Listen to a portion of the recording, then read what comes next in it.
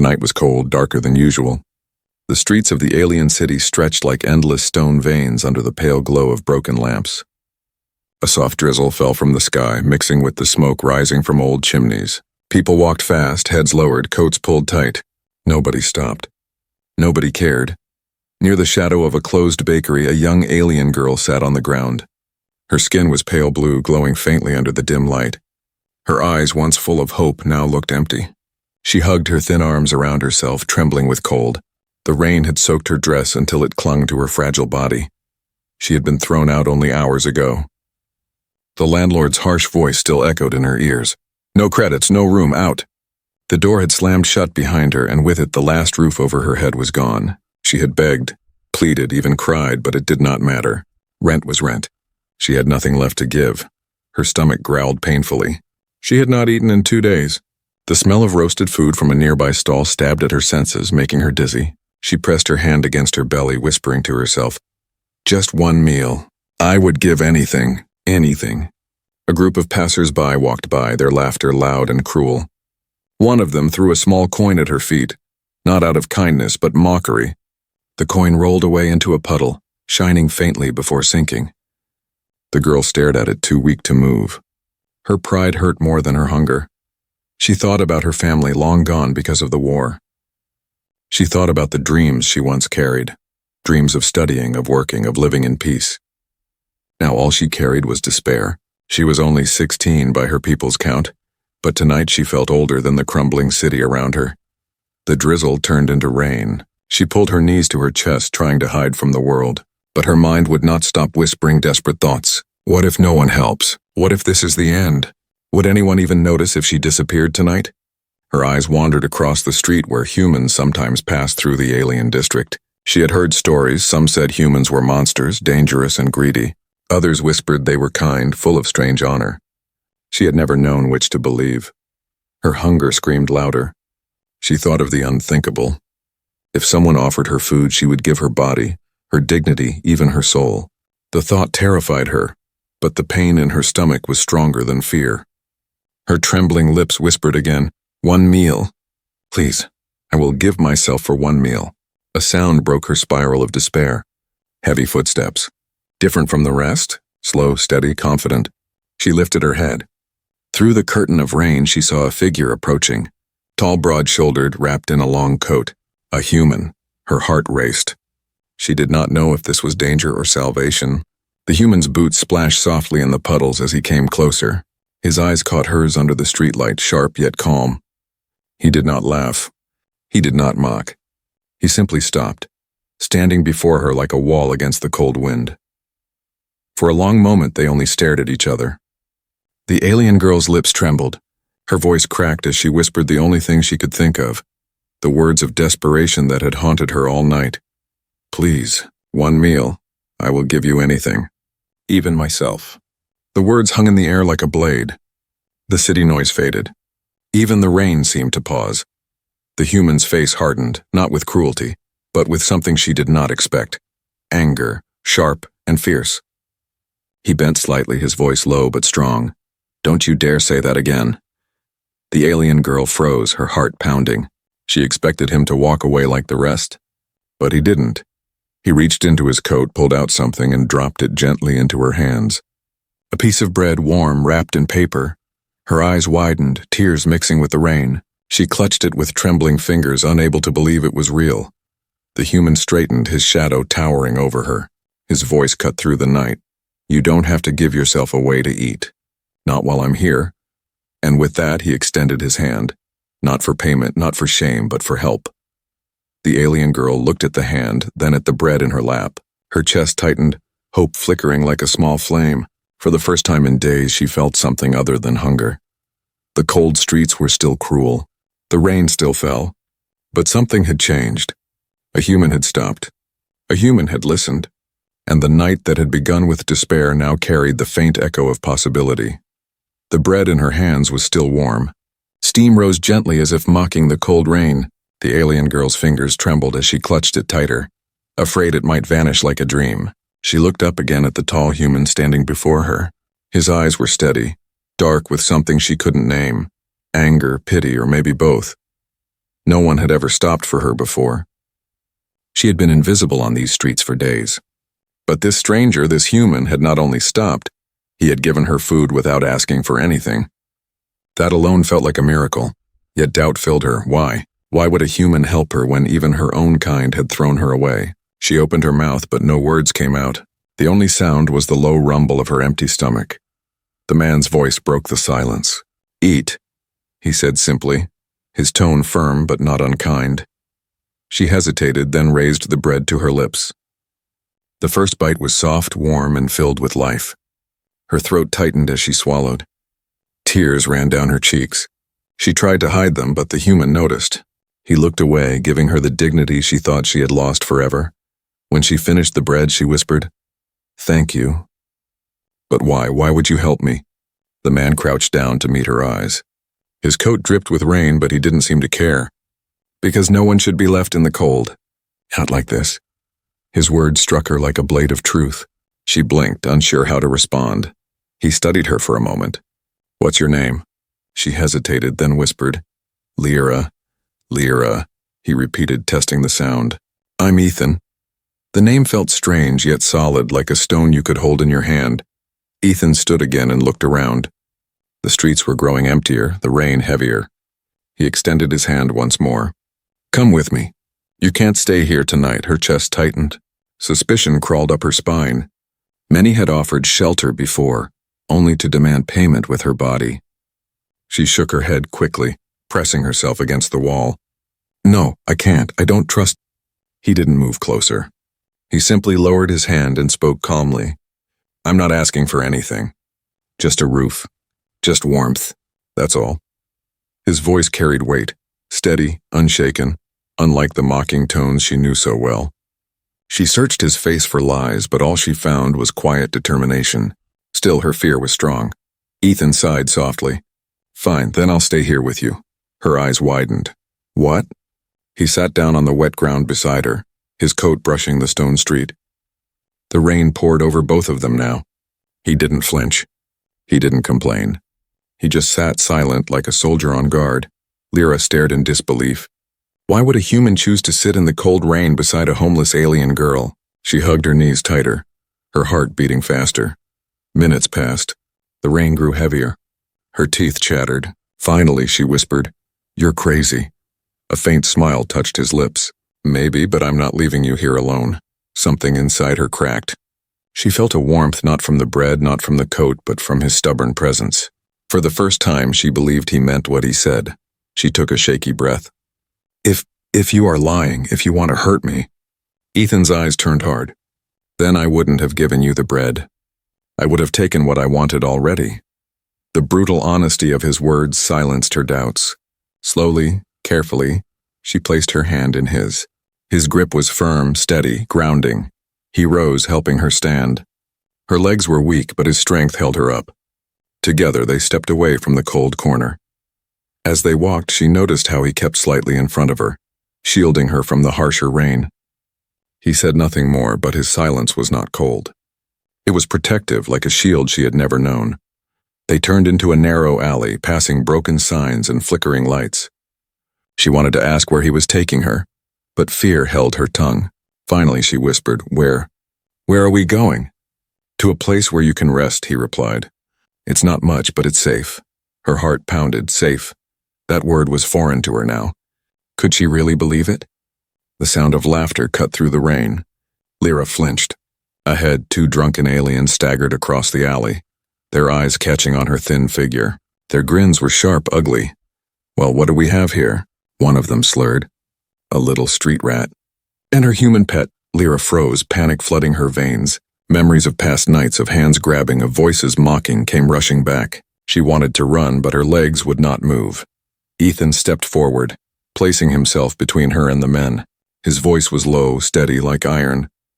"Keep walking." The drunks laughed louder. "Or what, human? You'll fight us for her?" "She's not worth it." Lyra's breath caught. She had heard those words before. From her landlord, from strangers, from everyone who had cast her aside. Not worth it. But Ethan's voice cut through the rain, sharp as a blade. "She's worth more than you'll ever know." The laughter died for a moment. The men sneered, stepping closer. The tension in the air grew thick.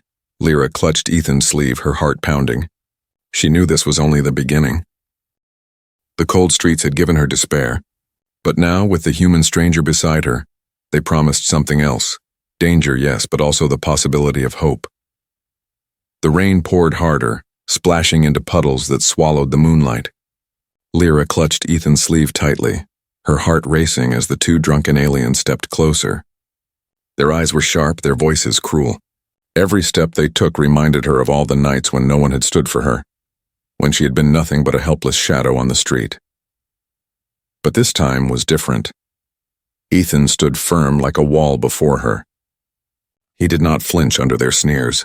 His voice was low, calm, and unshaken. I said, keep walking. The men exchanged a look, then burst out laughing. A human thinks he can order us around. You're far from home, stranger. This district belongs to us. One of them reached out as if to grab Lyra, but Ethan moved faster. His hand caught the drunkard's wrist in midair and twisted sharply. The alien yelped in pain and stumbled back. The other stepped forward, fists clenched. But Ethan's eyes turned sharp as steel. I don't want trouble, he said coldly, but I won't let you touch her. The thugs hesitated, reading the seriousness in his stance. For a moment, the rain was the only sound between them. Then, muttering curses, the two backed away into the shadows, their laughter fading into the storm. Lyra's legs gave out, and she collapsed against the wall, shaking. Her breath came fast, her chest tight with fear and shock. Ethan knelt beside her, placing a steadying hand on her shoulder. It's over. You're safe. Her eyes filled with tears. No one had ever said those words to her before. You're safe. He helped her to her feet again, and they continued walking. After a while, they reached a narrow corner where a dimly lit stall stood open despite the late hour. The smell of hot broth and baked bread filled the air, wrapping them in warmth that cut through the rain. Lyra froze at the entrance. The light, the food, the voices inside. It felt too much, too far from the cold streets where she belonged. She whispered, I can't go in. Ethan turned to her, his expression firm. Yes, you can. You deserve to eat like anyone else. His words struck her harder than she expected. Deserve? She had never thought of herself that way. To her, food was charity, scraps, or bargains made in shame. Never something she deserved. Ethan led her inside. The stall was small, filled with steam and the clatter of dishes. A few customers sat at wooden tables, their eyes briefly glancing at her ragged form, before returning to their meals. Lyra lowered her head, wishing she could disappear, but Ethan guided her to a table in the corner. He spoke to the vendor, a middle-aged alien woman with kind eyes ordering something warm and filling. Then he sat across from Lyra, his coat dripping onto the floor, his gaze steady. The food arrived soon after, a bowl of steaming stew with thick bread on the side. The scent was overwhelming, rich and heavy. Lyra stared at it, her hands trembling.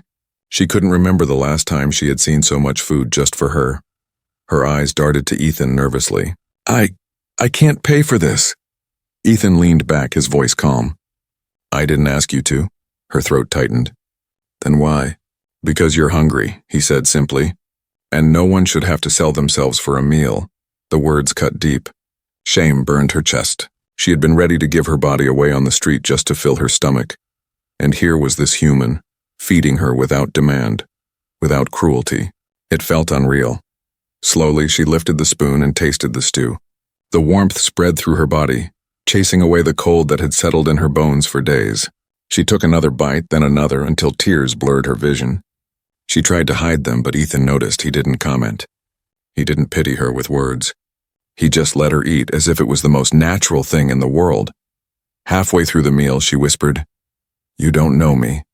You don't know what I've done. Why would you care? Ethan's eyes softened, though his face stayed serious. I don't need to know your past. Right now I see someone who's cold and hungry. That's enough for me. Her chest tightened again. She had expected cruelty, or at least suspicion. Instead, she found acceptance. For the first time in years, she ate without fear, without shame. Every bite tasted like dignity, something she thought she had lost forever. When the bowl was empty, she leaned back, her eyes heavy but her heart lighter. She whispered, Thank you, Ethan. You gave me more than food tonight. He tilted his head. What do you mean? You gave me myself back, she said, voice breaking. I thought I had nothing left. Not even my dignity, but you. You didn't let me throw it away." For a long moment, Ethan said nothing. His eyes searched hers as if seeing the weight she carried. Then he nodded once. "Remember this night, Lyra, you're worth more than hunger. Don't ever forget that." The words wrapped around her like a shield. For the first time in a long while, she felt human, even though she wasn't one. But outside, the rain still fell. And beyond these walls, the streets remained cruel. She knew this peace could not last forever. Still, tonight she had eaten with dignity. Tonight, a stranger had given her hope. And somewhere deep inside, she felt that this was only the beginning.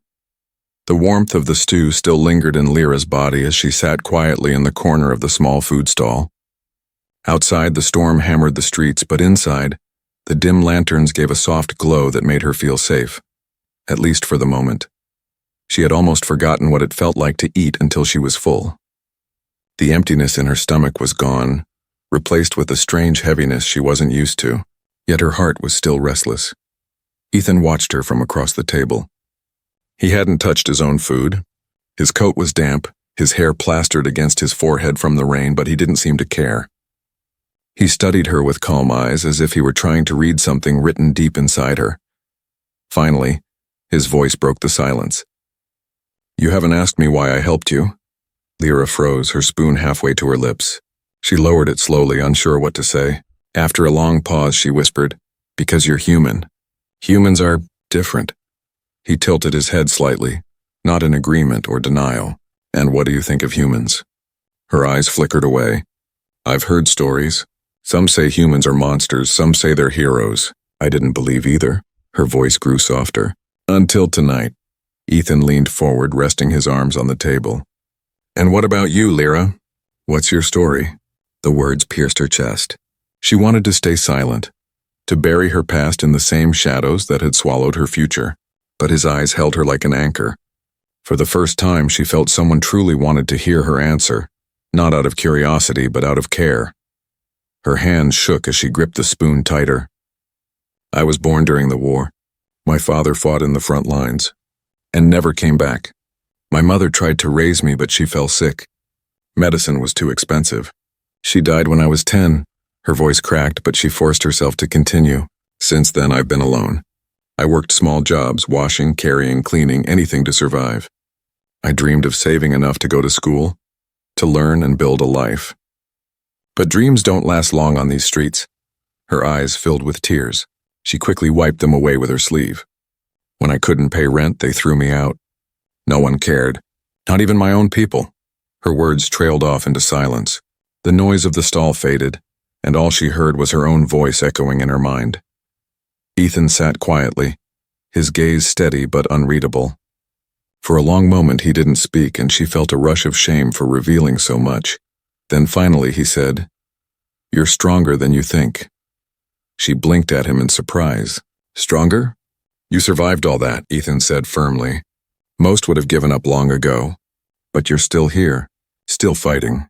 That's strength, Lyra, don't ever doubt it." Her chest tightened. She wanted to believe him, but the scars of hunger and loneliness were heavy. "What's the point of strength," she whispered, "when no one sees you?" Ethan's expression softened. He leaned forward slightly. "I see you." The words struck her harder than any blow. For a moment she couldn't breathe. She stared at him, searching for mockery or pity, but there was none. Only truth. Her eyes burned with tears, and she looked down at her hands. Her voice trembled. "Why? Why do you care about me? You don't even know me." Ethan leaned back, his face shadowed by the lantern light. "Because I've seen too many people lose themselves. I won't let you be one of them." His words carried weight, like they came from wounds of his own. Lyra wanted to ask more, but before she could, the stall door creaked open. A gust of cold wind rushed in, making the lanterns flicker. 2 men stepped inside, different from the drunkards in the alley. They were sober, dressed in dark coats, their eyes sharp. They scanned the room quickly before settling on Ethan and Lyra. Her blood froze. She recognized them, collectors, debt hunters. They worked for landlords and loan sharks, dragging away those who couldn't pay. She had seen them before, dragging neighbors into the night. None ever returned. Her body stiffened. Ethan noticed immediately. "What is it?" he asked quietly. She leaned closer, her voice barely a whisper. "They're looking for me." Ethan's jaw tightened. His eyes flicked toward the men, then back to her. Stay calm, but calm was impossible. The collectors were moving closer, their footsteps echoing against the wooden floor. One of them smiled, cold and cruel. Well, there you are. Lyra's heart pounded. Her breath came fast. She wanted to run, but her body wouldn't move.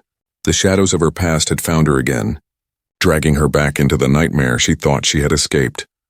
But this time, she wasn't alone. Ethan stood slowly, placing himself between her and the approaching men. His voice was low, steady, and dangerous. If you want her, you'll have to go through me. The stall grew silent. The vendor froze, the customers looked away, and the storm outside raged louder. Lyra's hands trembled on the table. She didn't know what would happen next. All she knew was that this human stranger had already done more for her than anyone else in her life. And now, he was willing to fight her battles too. The two collectors moved closer, their boots thudding against the wooden floor. Their faces were sharp, their eyes like knives. The other customers in the food stall quickly lowered their heads, pretending not to see. No one wanted to be involved. Lyra gripped the edge of the table, her body frozen. Her breath came in short gasps. Memories of neighbors being dragged away flashed in her mind. Screams in the night, doors kicked open, and silence after. She knew what these men did. If they took her, she would never return. Ethan stood tall between her and the collectors, his coat still dripping from the rain. His shoulders were broad, his stance steady. He looked like a soldier, though he carried no weapon. His voice was low, calm, but filled with warning. She doesn't owe you anything. The taller collector laughed, his teeth sharp and yellow. Everyone owes something. She failed her rent, and that makes her ours. Lyra's stomach twisted in fear. She wanted to speak, to beg. But Ethan's hand lifted slightly as if to silence her. His eyes never left the men. You will not take her, he said firmly. The shorter collector smirked. And who are you to stop us? Just a human in the wrong district. Humans don't belong here. Stay out of this and you won't get hurt. Ethan's jaw tightened. His silence carried more weight than words. The taller collector stepped forward, reaching past Ethan toward Lyra. But before his hand could touch her, Ethan moved. Fast as lightning, he grabbed the man's wrist and twisted, forcing him down onto the table. The wood cracked under the pressure. The man cried out in pain. Gasps echoed through the stall. The vendor froze, eyes wide with fear. The second collector lunged, aiming a punch at Ethan's head. But Ethan ducked, his fist driving into the man's gut with brutal force. The collector stumbled back, coughing violently. Lyra's heart pounded as she watched. She had never seen anyone fight for her before. Her people had always turned away. But this human stranger was standing his ground against men twice his size, all for her. The taller collector roared and slammed his elbow into Ethan's side, breaking free. Chairs toppled, dishes shattered. Customers rushed out, leaving the stall almost empty. Ethan staggered but didn't fall. His eyes burned with determination. He raised his fists again, ready. The shorter collector pulled a knife from his coat, its blade glinting under the lantern light. Lyra gasped, fear choking her. "Ethan!" she cried. He didn't flinch. "Stay behind me," he ordered. The man slashed forward. Ethan dodged, barely avoiding the blade. His coat tore, a line of fabric falling loose. He countered with a hard punch to the man's jaw, sending him crashing into the wall. The knife clattered to the floor, but the taller collector came from behind, slamming a fist into Ethan's back. He grunted, falling to one knee. Lyra cried out, rushing forward instinctively, but Ethan raised a hand to stop her. "Stay back, Lyra," he shouted. The taller man laughed cruelly. "See, alien girl? This human can't save you. He'll bleed like anyone else." Something inside Lyra snapped. For so long she had been silent, powerless. But tonight she couldn't stay that way. She grabbed the fallen knife from the floor and held it with shaking hands. "Leave him alone," she screamed. The collectors turned, surprised. Her eyes burned with fury through her tears. For the first time, she didn't look like prey. She looked like someone ready to fight. Ethan seized the moment. He surged upward, slamming his shoulder into the taller collector's chest, knocking him off balance. He followed with a sharp blow to the man's jaw, sending him crashing onto a table. The wood splintered, and the man lay groaning, unable to rise. The shorter one, still dazed, tried to push himself up, but Ethan kicked the knife away from his reach and pressed him against the wall. His voice was iron. "Listen carefully," Ethan growled. "If you ever come near her again, if you even look at her, I will finish what I started tonight. Do you understand?" The man's face twisted in pain and fear. He nodded quickly. Ethan released him, letting him collapse onto the floor. The two collectors scrambled up, dragging themselves toward the door. Their threats were empty now, their pride shattered. With curses under their breath, they fled into the storm. Silence filled the stall. Broken chairs lay scattered, dishes shattered, lanterns flickering. Lyra stood frozen, the knife still clutched in her trembling hand. Her chest rose and fell with heavy breaths. Ethan turned to her slowly. His lip was bleeding, his coat torn, his knuckles bruised, yet his eyes were calm as they settled on her. "You're safe," he said again, his voice softer this time. Her tears spilled freely. She dropped the knife and ran to him, clutching his coat tightly as if afraid he would vanish. Her voice broke against his chest. Why would you fight for me?" He placed a hand gently on her back, steady and warm. "Because no one should fight alone." For a moment, the storm outside seemed far away. In that tiny stall filled with broken furniture, Lyra felt something she hadn't known in years. Hope. But she also knew the danger was not gone. The collectors would return and others like them. The city was full of wolves. Yet for the first time, she wasn't facing them alone, and that changed everything. The food stall was quiet again, but the silence was heavy, filled with the echo of broken tables and spilled broth. Lyra's hand still trembled as she clutched Ethan's coat, afraid to let go. She had seen fights before on these streets, but never like this. Never had someone risked their life for her. Ethan's breathing was rough, his chest rising and falling quickly. His lip was cut and there was a bruise already darkening on his cheek, but his eyes were steady. He pulled away just enough to look at her. "They'll come back," Lyra whispered, fear creeping into her voice. "People like them, they never stop." Ethan nodded slowly, his jaw set. "I know. That's why we can't stay here."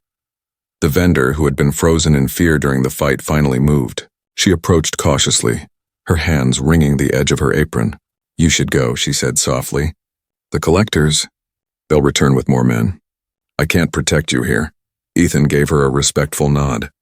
"Thank you for letting us stay this long." He guided Lyra outside into the storm. The rain was colder now, striking their faces like needles. The streets were emptier, the lamps flickering weakly against the darkness. Every shadow felt dangerous, every sound suspicious. Lyra stayed close, her small steps struggling to keep up with his steady pace. Her mind spun with fear. Where will we go? There's nowhere safe in this city for me. Ethan glanced down at her, his expression unreadable. Then we'll make a place safe. His words carried such certainty that for a moment she almost believed him. But doubt quickly returned. You can't fight them all. You saw how many they can call. You'll be killed if you try. He stopped walking. The rain poured down his face, but his eyes locked onto hers with fierce determination. Lyra, I've fought worse than debt collectors. I didn't survive this long by giving up. And I won't start now, her breath caught. She saw something in his gaze, a shadow of old battles, of pain carried silently. She realized then that this man had lived through his own wars. Perhaps that was why he couldn't turn away from hers. They moved again, weaving through alleys and narrow streets until Ethan led her into an abandoned warehouse at the edge of the district. The roof leaked, the walls were cracked, but it was dry enough to rest. He found a corner where the wind didn't reach and motioned for her to sit. Lyra sank to the ground, pulling her knees close. She watched as Ethan checked the doors and windows, making sure they were secure. He moved like a soldier on patrol, every step precise, every glance sharp. Finally, he sat across from her, leaning his back against the wall. His shoulders sagged slightly, but his eyes still scanned the shadows. You're not afraid, Lyra whispered. He looked at her, his lip curling faintly in what might have been a tired smile. Of course I'm afraid. But courage isn't about not feeling fear. It's about facing it anyway. His words lingered in the air, warm even in the cold warehouse. She lowered her eyes. I don't have courage like that. I only know how to run, how to hide. Ethan shook his head. That's not true. I saw you pick up that knife back in the stall. You stood up when you thought I might fall. That took courage, Lyra, don't deny it. Her chest tightened. No one had ever called her brave before. To everyone else, she was just weak, small, a burden. But Ethan saw something different. Before she could respond, a sound echoed outside, a faint clatter of boots on wet stone. Lyra stiffened, her eyes wide with panic. They found us, she whispered. Ethan was already on his feet. He moved to the doorway, peering through a crack in the wall. Figures moved in the rain. 3, no, 4 men, their coats dark, their steps heavy. Collectors. Ethan turned back to Lyra. Stay hidden. Don't move until I say. Her heart raced. You can't fight them all. But Ethan's eyes were calm, steady like steel. I don't need to fight them all. I just need to make them afraid. He slipped out into the storm before she could stop him. Lyra crawled to the crack, watching in terror. The collectors spread out, their voices low. She has to be here. The girl's worth more than a month's wages if we deliver her back. Ethan stepped into the open, rain pouring down his face. His voice cut through the storm like a blade. Looking for someone? The men spun, surprised. One sneered. You again? You should have run while you had the chance. Ethan's stance was unshaken. If you touch her, you'll regret it. The men laughed, drawing weapons, pipes, chains, crude blades. They moved in slowly, confident in their numbers. Lyra's heart hammered. She wanted to scream, to beg him to run, but her voice failed. The first man lunged with a chain, swinging it through the rain. Ethan dodged, the chain striking the ground with a sharp clang. He grabbed the man's arm and threw him into another, sending both crashing to the mud. The others charged. Ethan fought with brutal precision, blocking, striking, moving like a storm within the storm. Every hit was measured, every move made with purpose. But there were too many. A pipe struck his shoulder, another cut across his arm. He staggered but didn't fall. Lyra's hands shook as she watched. Every strike against him felt like a strike against her heart. She couldn't sit still. She couldn't just watch him bleed for her. Before she knew it, she had grabbed a broken plank from the floor and rushed out into the rain. Her voice tore through the storm. Leave him alone. The men turned, startled. Ethan's eyes widened for a split second as he saw her, but she swung the plank with all her strength, striking one collector across the head. The man stumbled back, cursing. Ethan seized the distraction, driving his fist into another's jaw, sending him sprawling into the mud. Together, they stood side by side, soaked in rain, hearts pounding. Lyra's chest heaved, fear and courage battling inside her. Ethan glanced at her, a fierce spark in his eyes. You're braver than you think, he said. The remaining collectors hesitated, rage in their eyes but doubt in their steps. They muttered curses, dragging their wounded companions away into the storm. The street was silent again. Ethan dropped to one knee, breathing heavily. Blood mixed with rain on his arm.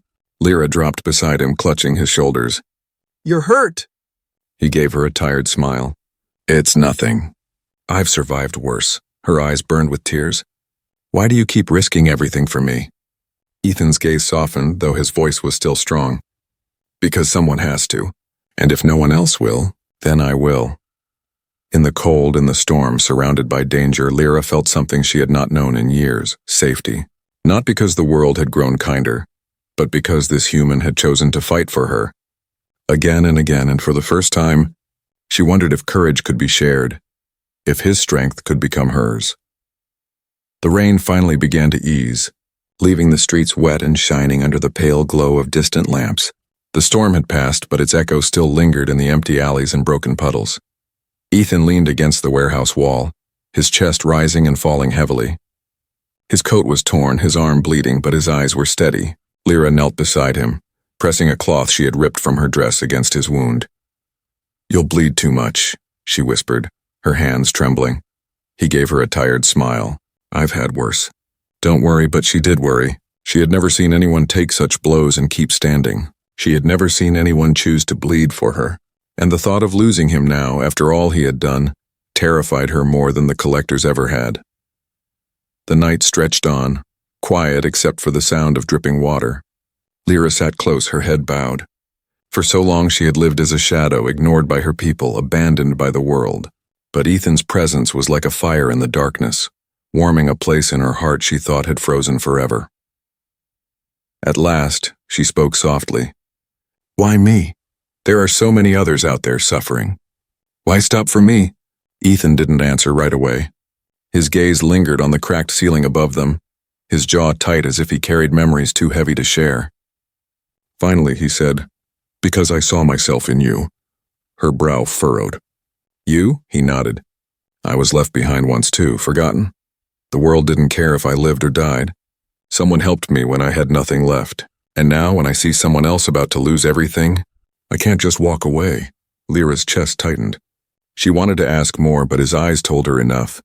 His scars weren't just on his skin, they were carved deep in his soul. For a long time, they sat in silence, the weight of their past binding them together. When dawn broke, the warehouse was painted with soft light. The storm had passed completely, leaving behind a quiet calm. Ethan rose slowly, wincing at his wounds, but refusing to show weakness. Lyra stood beside him, clutching the ragged cloth that had served as a bandage. "What now?" she asked, her voice filled with both fear and hope.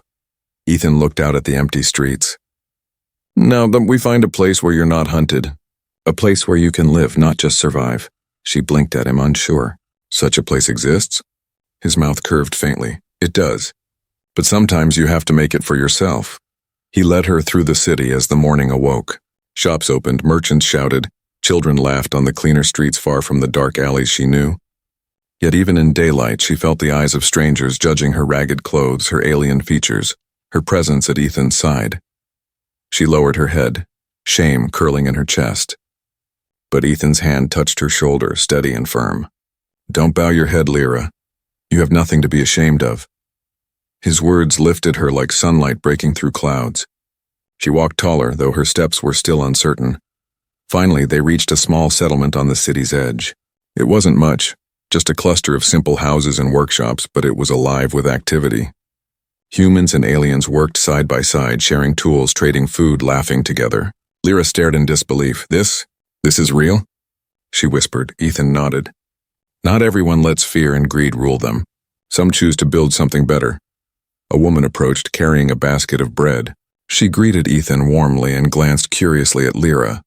Without hesitation, she offered the girl a piece of bread, smiling as if it were the most natural thing in the world. Lyra's throat tightened. She took it with shaking hands, whispering, "Thank you." The woman simply patted her shoulder and walked away. No mockery. No cruelty, just kindness. Ethan looked at Lyra, his voice steady. "You can stay here if you want. They'll protect you, teach you, give you a chance." Her heart raced. A chance. Something she had never been given before. Yet the thought of parting with Ethan filled her with dread. "And you?" she asked softly. He looked toward the horizon, his eyes distant. "I don't stay in one place for long. There are always more battles, more people who need help. That's the path I chose." Lyra's eyes burned with tears. She wanted to beg him not to go, but deep down she understood. His courage wasn't just for her. It was for anyone lost in the shadows. Still, the thought of losing him hurt. She swallowed hard, whispering, "If you leave, what will I do?"